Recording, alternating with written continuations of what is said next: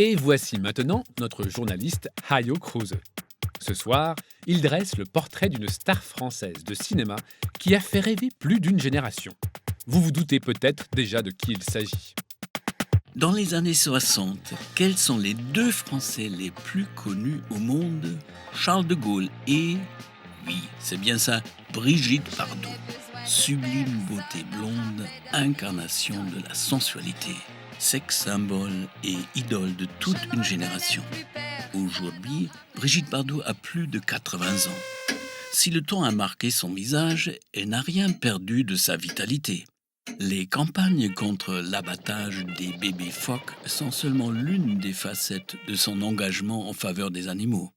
Une sympathique et noble cause, me direz-vous, mais la passionnariat ne se contente pas de défendre les bêtes.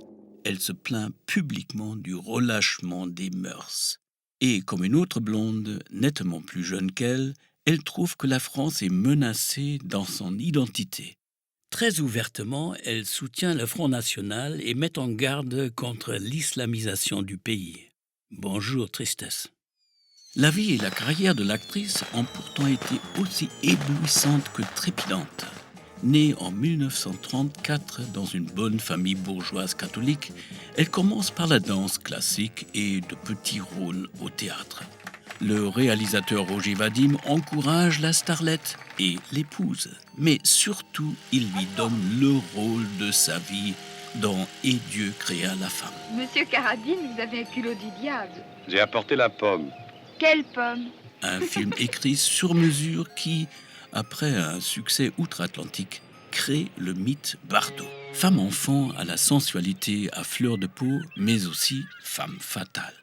Brigitte Bardot brise avec insolence presque tous les tabous de la société qui, dans les années 60, était encore pudibonde et étriquée. Bébé, la terreur des bourgeois. Les gardiens de la morale et de la vertu poussent des cris d'orfraie. Elle se marie 4 fois, a de nombreux amants. Sa maison dans le village de Saint-Tropez, la Madrague, devient le point de ralliement de la jet-set. Le playboy allemand Gunter Sachs déverse même une pluie de pétales de roses sur la propriété pour appuyer sa demande en mariage.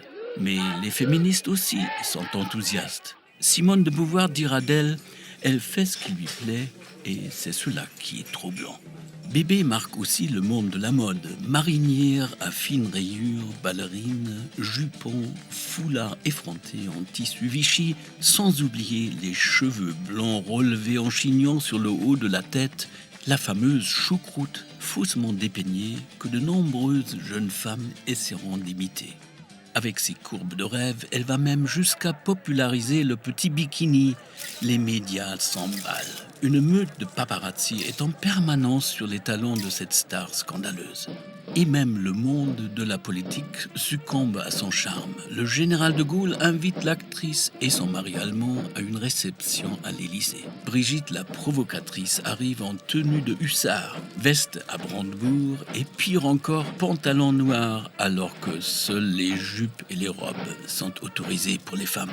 Mais il en faut plus pour choquer le général. Cette jeune personne a une certaine simplicité de bon aloi, aurait-il dit. Et aussi, Brigitte Bardot rapporte à la France autant de devises que la régie Renault. Avec sa bouche boudeuse et son décolleté de rêve, Brigitte Bardot finira même par servir de modèle pour le buste de Marianne d'Alain Gourdon. Il trône dans 36 000 mairies à la fin des années 60. Brigitte Bardot, Bardot, Brigitte fait chaud, chante Dario Moreno dans l'un de ses tubes. Bébé devient aussi la muse de l'auteur-compositeur-interprète Serge Gainsbourg, un autre provocateur né. Il lui écrit « Je t'aime moi non plus » avec le célèbre refrain « Je vais et je viens entre tes reins ». Scandale au Vatican. Hollywood réclame la star française, mais Bardot préfère tourner avec des réalisateurs français et italiens. Des navets, des films moyens, mais aussi quelques chefs-d'œuvre. Parmi les films cultes, il y a Le Mépris de Jean-Luc Godard avec Fritz Lang et Michel Piccoli. En 1973, à 38 ans, Brigitte Bardot prend une décision aussi surprenante que sage. Après 2 décennies de gloire, 48 films, 80 chansons et toute une série de drames, de scandales relayés impitoyablement par les médias. Elle met un terme à sa carrière et l'effervescence qui va avec. Brigitte Bardot se retire à Saint-Tropez dans sa chère Madrague, la maison les pieds dans l'eau qu'elle ne quitte que très rarement. Peut-être élèvera-t-on ici un monument en son honneur, car c'est elle qui a fait de ce village de pêcheurs un haut lieu de la jet-set, célèbre dans le monde entier. Le monument pourrait ressembler à ça, Brigitte, comme dans le film Et Dieu créa la femme, innocente et sexy, entourée non pas de fans et de paparazzi, mais d'adorables bébés phoques, d'un chien, d'un âne et d'un éléphant. Irrésistible, non ?